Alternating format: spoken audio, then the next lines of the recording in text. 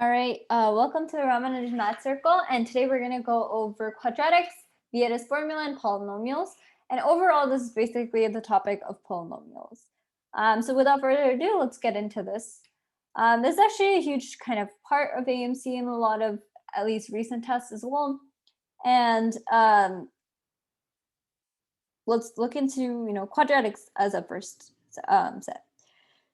So quadratics are a special case of polynomial equations. And in this case, the max power or the max superscript or the thing you write above is 2. And to explain this more clearly, when you have ax squared plus bx plus c, that's a general form you write it. There's the maximum, the largest term has an x squared. It's an x squared term, and a is not equal to 0 in this case, because if you have a equal to 0, then it becomes bx plus c, and this is called a linear expression. So let's look into some very basic vocabulary.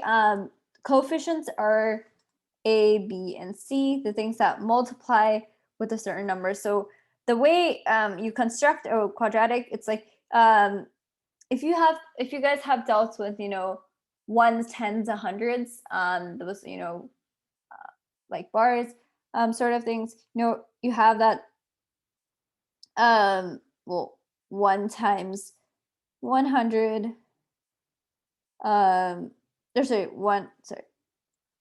1 times 9, 10 times 8, and 100 times 7. And if you add all these up, then you'd get 789, right? And that's your number. So quadratics is a little similar in that sense. So you have your terms, instead of 1, 10, 100, you have 1x and x squared. And here you're multiplied with 9, 7, 8, 9, 9, 8, 7, and those are basically called coefficients in this case. So here, instead of having whatever a number like 789, you'd get something. You'd get 7x squared plus 8x plus 9. So that's how that's what coefficients are in a quadratic. The values of x, for which ax squared plus bx plus c is equal to 0. So for example, if you have ax1 squared plus bx1 plus c is equal to 0, and ax2 squared plus bx2 plus c is equal to 0, then you have that x1 and x2 are solutions to that quadratic. So that's what solutions are.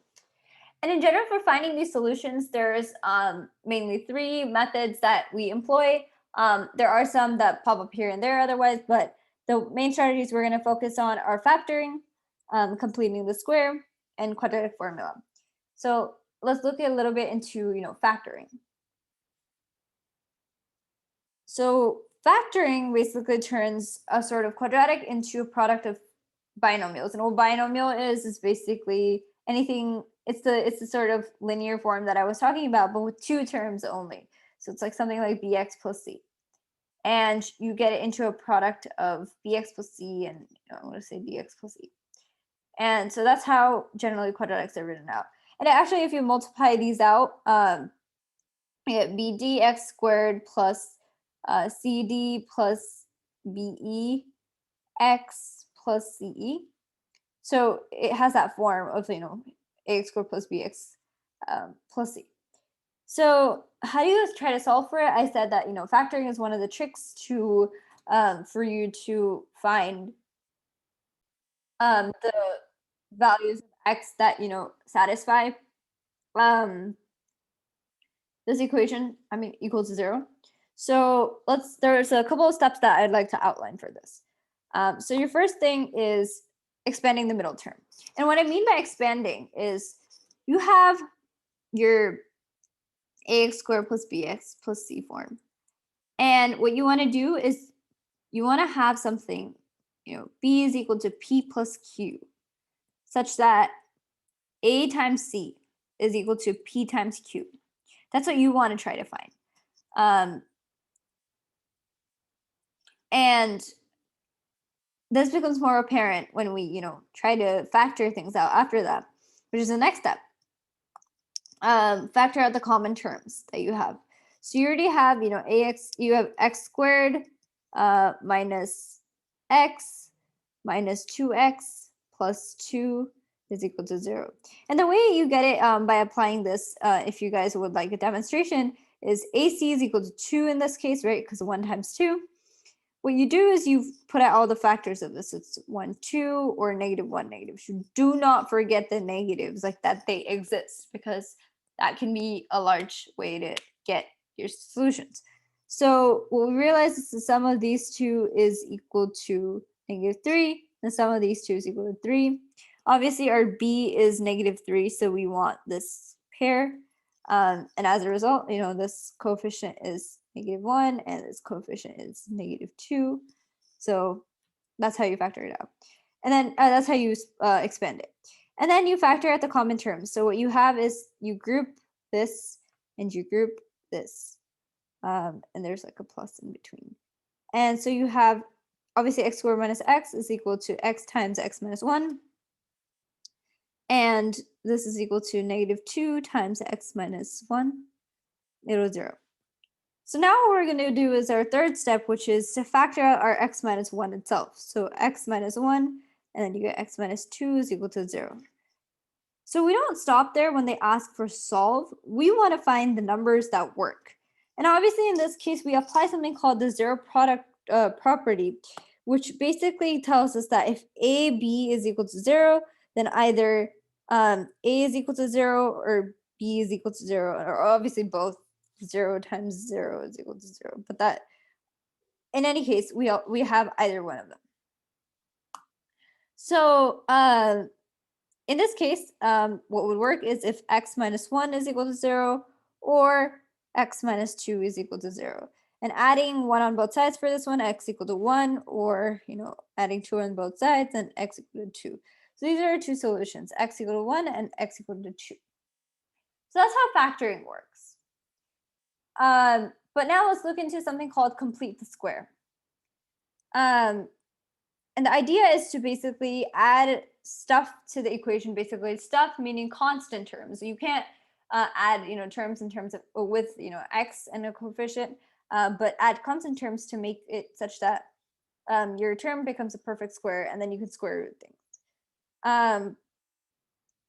So this is often used as a second to factoring. Factoring comes first, and then if you can't factor for some reason, then you complete the square. So let's look into the example we have right now. Here, so we have, let's try factoring first. So we have AC is equal to 2, and then like we had before, it was -1, -2, and then +1, +2, and the sum of this is -3, sum of this is 3. And neither of these is -6. So obviously factoring is not feasible here. So let's look into another method, which is called completing the square.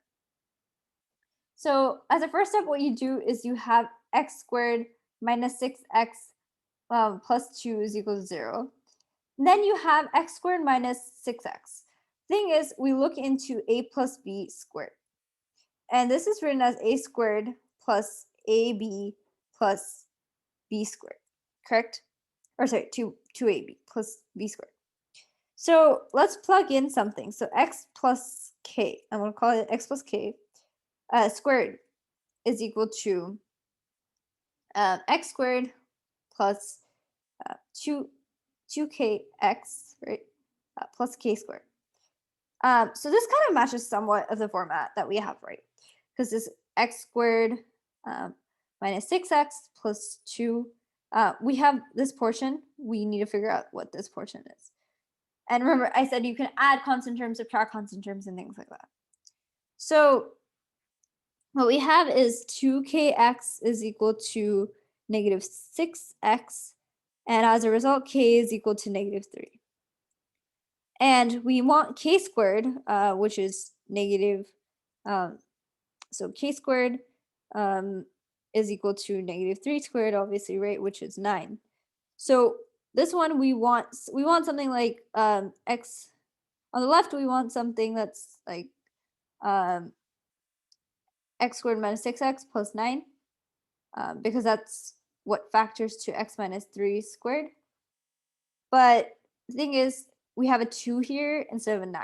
And so what we can do is add 7 to each side, because constant terms are you can add and subtract.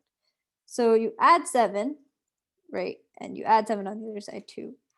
So now this can be factored. This can be completed. The square can be completed into x minus 3 squared, and then this side is 7. So now what you do is you take a square root.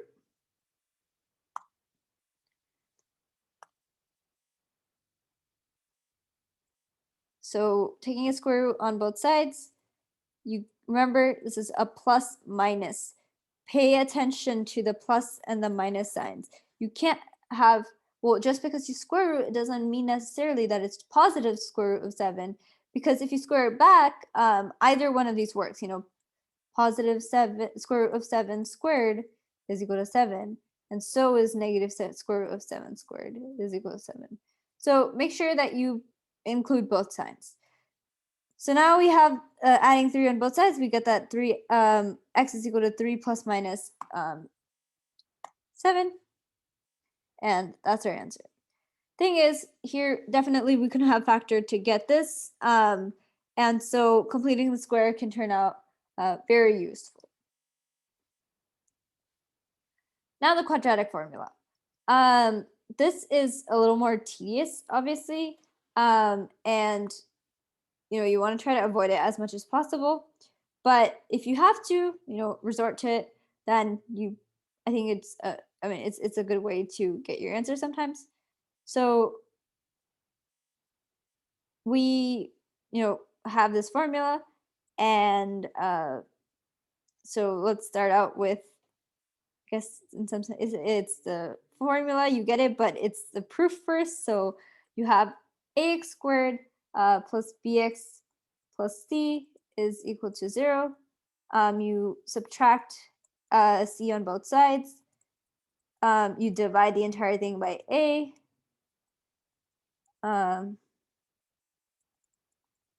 You add b squared over 4a squared to either side, and this kind of is the completing the square thing. And what I mean by that is that, so you want this to be a perfect square, and what you do for that is that you have x squared plus 2kx plus k squared, right? And 2kx is equal to b over ax. So your k is equal to b over 2a. And we want to add k squared, so k squared is equal to b squared over 4a squared. So that's why you add b squared over 4a squared to both sides. I hope that makes more sense now why you add it randomly. But yeah. So now you can complete the square. So it's x plus b over 2a squared is equal to, I'm going to take a common denominator here, and it's going to become b squared minus 4ac. And now coming back, you can square root both sides, but remember to keep like the plus minus stuff, because that's very important. There's always two solutions. So you square root this, and it's b squared minus 4ac, and on the bottom it's 2a. So now you subtract b over 2a on both sides, so you get, and if you combine the denominator, then you get minus b plus minus b squared minus 4ac divided by 2a. And that's for a general ax squared plus bx plus c equal to 0, that your x values will be of this form. And this is very important to remember in case you get stuck for some reason. And oftentimes this is, really the last resort, but you will probably look at it when you have some sort of, fractions or, odd b's, odd values of b. Because in that case, you can't really have 2kx is equal to bx because you'll get some sort of fraction. And so you don't want to deal with that. So then you generally apply the quadratic formula. Let's look at an example that applies some of the stuff that we learn. And I'll actually employ something that we'll learn afterwards, but just hang in there. So there are only two values of a for which this has only one solution. What is the sum of those values of a? So before I get into completely solving this, so let's look at the quadratic formula once again.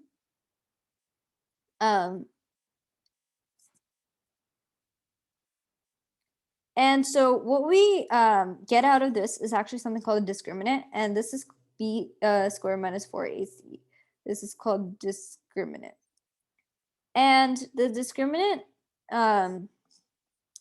what it tells us is different number of solutions for different values of discriminant. So if d is greater than 0, then we have two real solutions to this quadratic equation. If d is equal to 0, we have one unique real root. And if d is less than 0, then we have no real solutions. We do have solutions, but they're not real. So what this, in terms of a graph, what this would look like is that for the first one. So you have two solutions. For this one, it would look like, I guess, this one solution. And for this one, it'll look like this. So like no solutions. So that's how it works. So now let's use this and say, okay, we have only one solution for x. And when they say one solution, they're referring to real solutions. So we're going to use a discriminant. And for this, we're going to group a plus x, 8 and x and 9. So let's look into this. So b here is equal to a plus 8. And I'm actually going to make this capitalized because it's so that we don't get confused with a and b, or lowercase and uppercase. So, and a is equal to 4 and c is equal to 9. So plugging this into the quadratic formula, plugging this into the discriminant, we get, so b squared, we want b squared minus 4ac. And that's equal to a plus 8 squared minus 4 times 4 times 9. And simplifying this is a squared plus 8, 16a plus 64 minus, I believe this is 144. And that gives us a squared plus 16a minus 80 is equal to 0. So now you're trying to find out, and this is set equal to 0 because we're looking into this case. So they're asking for the sum of the values of a, and the way we go about it is, let's look at it without Vietas, which will actually help, but let's look at it without Vietas right now. So we have a squared plus 16a. So instead of factoring it out like this, or combining these terms, what I'm going to do is I'm going to say, okay, we have a plus 8 squared is equal to 144 then, right? So square rooting that, we get plus minus 12. And here we get a plus 8. And then we get that, okay, negative 12 minus 8. So either a is equal to negative 20, or a is equal to 12 minus 8, which is 4. So adding these two up, we get negative 20 plus 4 is equal to negative 16. So that's our answer. Okay.